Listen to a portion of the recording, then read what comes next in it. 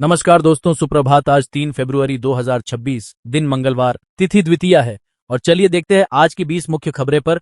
उससे पहले आपने अगर अभी तक इस वीडियो को लाइक नहीं किया है तो पहले इसे लाइक कर ले, और अगर इस चैनल पर नए हैं तो इसे सब्सक्राइब भी कर ले। चलिए बढ़ते हैं आज की पहली खबर की ओर। भारतीय वायुसेना के तेजस एम के एक जेटों के 2 हालिया हादसे हुए हैं, जिनमें दोनों विमानों का क्रैश होना चिंता का विषय है। और इससे यह सवाल उठ रहा है कि क्या एम के एक उन्नत संस्करण को जल्द ही मजबूत बेड़े के लिए तैनात किया जाएगा। एम के एक ए में electronic warfare port, software defined radio और सैटकॉम जैसे आधुनिक सिस्टम होंगे जो युद्ध कौशल और संचार क्षमताओं को बेहतर बनाएंगे। हालांकि आईएएफ ने MK-1A के लिए बड़ा ऑर्डर दिया है और इसकी डिलीवरी आगे जारी है। अभी तक 2 खोए हुए MK-1 की जगह सीधे MK-1A आवंटित करने का औपचारिक निर्णय नहीं लिया गया है, लेकिन यह स्पष्ट है कि भविष्य में उन्नत विमान शक्ति बढ़ाएंगे।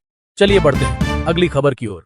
बजट 2026 से 27 से पहले मकान मालिक, किराएदार और घर खरीदने की इच्छा रखने वाले लोगों में काफी उम्मीदें हैं। इस बजट में टैक्स नियमों में सुधार, किराए की आय पर छूट और प्रॉपर्टी से होने वाले नुकसान को सेट ऑन ऑफ करने की पाबंदी हटाने जैसे सुझाव दिए जा रहे हैं, ताकि मकान मालिक और किराएदारी बाजार को राहत मिले। इसके अलावा घर खरीदने वालों का कहना है कि होम लोन पर ब्याज की छूट सीमा बढ़ाई जाए, ताकि घर खरीदना सस्ता और आसान हो सके। अफोर्डेबल हाउसिंग और रेंटल हाउसिंग जैसे क्षेत्रों में सुधार की भी मांग है, जिससे आम लोगों को घर खरीदने या किराए पर लेने में सहायता मिले।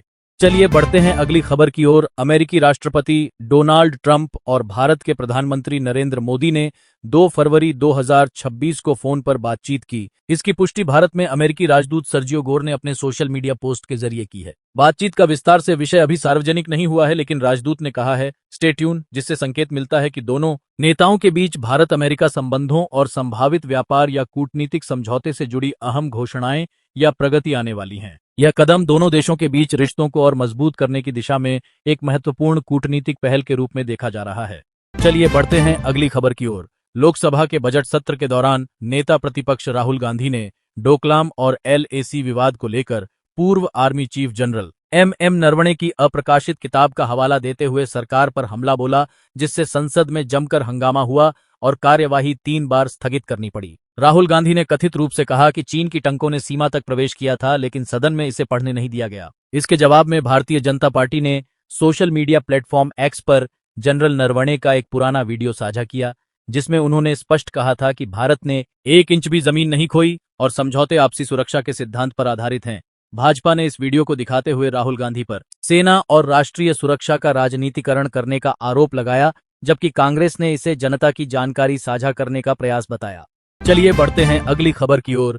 भाजपा शासित महाराष्ट्र में उप मुख्यमंत्री अजीत पवार की 28 जनवरी को विमान दुर्घटना में मौत के बाद राजनीतिक हलचल तेज है। उनके निधन के बाद सुनेत्रा पवार को उप मुख्यमंत्री बनाया गया, लेकिन शरद पवार ने कहा कि उन्हें इस निर्णय की पहले से कोई जानकारी नहीं थी, जिससे पार्टी के अंदर असमंजस पैदा हुआ है। सुनेत्रा अपने निवास बारामती लौट गई हैं, जबकि शरद पवार मुंबई गए हैं, जिससे एनसीपी के 2 गुटों के बीच विलय पर चल रही बातचीत पर संशय बढ़ गया है। विपक्षी दलों ने भाजपा पर हस्तक्षेप का आरोप लगाया है और राजनीतिक समीकरण अगले दिनों में और बदल सकते हैं। चलिए बढ़ते हैं अगली खबर की ओर। केंद्रीय बजट 2026 से 27 में कानपुर देहात और आसपास के क्षेत्रों के उद्योग और आम जनता के लिए कुछ महत्वपूर्ण राहतें दी गई हैं। बजट में लेदर चमड़ा उद्योग को IGCR स्कीम में शामिल कर और समय सीमा बढ़ाकर बड़ी मदद दी गई है, जिससे कानपुर की लेदर इकाइयों को उत्पादन बढ़ाने, निर्यात में सुधार और रोजगार को बढ़ावा मिलने की उम्मीद है, खासकर उन इकाइयों को जो पहले बंद होने के कगार पर थीं। इससे लेदर उत्पादकों को वैश्विक बाजार में प्रतिस्पर्धात्मक बढ़त मिलने की संभावना है और स्थानीय अर्थव्यवस्था को सहारा मिलेगा। साथ ही पूरे देश में बजट के तहत कैंसर और अन्य गंभीर बीमारियों की दवाइयां, सस्ती EV बैटरी और सोलर उपकरणों पर कस्टम ड्यूटी में छूट जैसे उपायों से आम जनता और ग्रीन टेक इंडस्ट्री को राहत मिलने की उम्मीद है। चलिए बढ़ते हैं अगली खबर की ओर। आज सोना और चांदी की कीमतों में भारत के बाजारों में भारी गिरावट देखने को मिली है। सोना अपने हाल फिलहाल के रिकॉर्ड स्तर से करीब 20% तक गिर चुका है और MCX पर 24 कैरेट गोल्ड का भाव लगभग 1.40 लाख रुपए प्रति 10 ग्राम के आसपास ट्रेड कर रहा है, जबकि चांदी में भी तीव्र गिरावट रही और यह 40,000 रुपए से अधिक कम होकर ट्रेड हुई है। गिरावट के पीछे मुख्य रूप से वैश्विक बाजार में बिकवाली, मजबूत डॉलर और निवेशक प्रॉफिट बुकिंग जैसे कारक हैं, जिससे सोने चांदी की मांग दबाव में रही। हालांकि कुछ सत्रों में मामूली सुधार भी देखने को मिला है और विशेषज्ञ इसे अल्पकालीन करेक्शन मान रहे हैं, परंतु निवेशकों को सतर्क रहने की सलाह दी जा रही है। चलिए बढ़ते हैं अगली खबर की ओर। अगर भारत पाकिस्तान का टी20 वर्ल्ड कप 2026 मैच रद्द हो जाता है तो इसके आर्थिक प्रभाव बहुत बड़े होंगे, क्योंकि यह मुकाबला आईसीसी टूर्नामेंट का सबसे कमर्शियली मूल्यवान गेम माना जाता है। विश्लेषणों के मुताबिक इस एक मैच की कुल वैल्यू लगभग 250 मिलियन अमेरिकी डॉलर, करीब 2200 से 4500 करोड़ रुपए तक आंकी जाती है, जिसमें ब्रॉडकास्ट अधिकार, स्पॉन्सरशिप, विज्ञापन और टिकट बिक्री शामिल है। और अगर इसे नहीं खेला गया तो इन सारी कमाई में भारी गिरावट आएगी। इससे आईसीसी, बीसीसीआई, पीसीबी, ब्रॉडकास्टर्स और विज्ञापनदाताओं को सैकड़ों करोड़ रुपए का नुकसान हो सकता है तथा टूर्नामेंट की कुल मुनाफाखोरी पर भी बड़ा असर पड़ेगा। चलिए बढ़ते हैं अगली खबर की ओर। जनवरी 2026 से केंद्र और राज्य के कर्मचारियों तथा पेंशनरों के लिए महंगाई भत्ता और महंगाई राहत में 2% की वृद्धि तय कर दी गई है, जिससे अब DA/DR 60% तक पहुंच गया है। इससे पहले अधिकांश कर्मचारियों को 58% DA मिलता था, लेकिन दिसंबर 2025 के उपभोक्ता मूल्य सूचकांक के आंकड़ों के आधार पर यह बढ़ोतरी लागू होगी और जनवरी की सैलरी से 60% महंगाई भत्ता मिलेगा, जिससे कर्मचारियों की खरीद शक्ति और खर्च सहन करने की क्षमता में मदद मिलेगी। इस कदम से सरकारी वेतनभोगियों को महंगाई के बढ़ते प्रभाव से राहत मिलने की उम्मीद जताई जा रही है। चलिए बढ़ते हैं अगली खबर की ओर। 2 फरवरी 2026 को भारतीय शेयर बाजार हरे रंग में सत्र समाप्त हुआ, जब बीएसई सेंसेक्स और NSE निफ्टी 50 दोनों प्रमुख सूचकांक तेजी के साथ बंद हुए। सेंसेक्स करीब 944 अंकों की मजबूती के साथ ऊपर बंद हुआ और निफ्टी भी लगभग 1% तक उछल गया। इस वृद्धि के पीछे बजट दिवस के बाद निवेशकों का विश्वास लौटना, प्रमुख सेक्टर्स में खरीदारी और बड़े शेयरों में सकारात्मक रुझान रहा है, जिससे बाजार में स्थिर सुधार का संकेत मिला है। अलग अलग कंपनियों और सेक्टरों के शेयरों में मिश्रित रुख के बावजूद समग्र बाजार का रुख सकारात्मक रहा।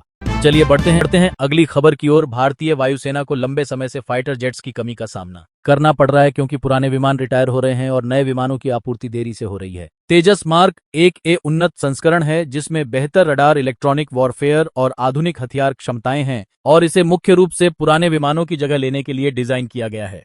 हालांकि HAL को 83M के एक A जेट बनाने का ऑर्डर मिला है, लेकिन जब तक पहली डिलीवरी और बड़े पैमाने पर उत्पादन समय पर नहीं होगा, तब तक वायुसेना की कमी पूरी तरह से दूर नहीं हो पाएगी। कई रिपोर्टें कहती हैं कि डिलीवरी में देरी की संभावनाएं हैं, जिससे समयबद्ध आपूर्ति पर सवाल उठते हैं। चलिए बढ़ते हैं अगली खबर की ओर। रेल मंत्रालय के अश्विनी वैष्णव ने घोषणा की है कि बजट 2026 से 27 में भारत की पहली बुलेट ट्रेन बिहार के अंदर से होकर चलेगी। यह हाई स्पीड ट्रेन वाराणसी से पटना होते हुए सिलीगुड़ी तक जाएगी और इससे पूर्वी भारत की कनेक्टिविटी में बड़ा बदलाव आएगा। इस रूट पर ट्रेन की रफ्तार 300 से 350 किलोमीटर प्रति घंटा तक हो सकती है, जिससे यात्रा समय लगभग 2 घंटे 55 मिनट तक घट सकता है। वर्तमान में यह दूरी सामान्य ट्रेनों से 14 से 18 घंटे लगती है। रेल मंत्री ने इसे बिहार के लिए गेम चेंजर बताया और कहा कि यह आर्थिक विकास और रोजगार को बल देगा। यह परियोजना 7 नए हाई स्पीड रेल कॉरिडोर का हिस्सा है, जो देश भर में विकसित किए जा रहे हैं।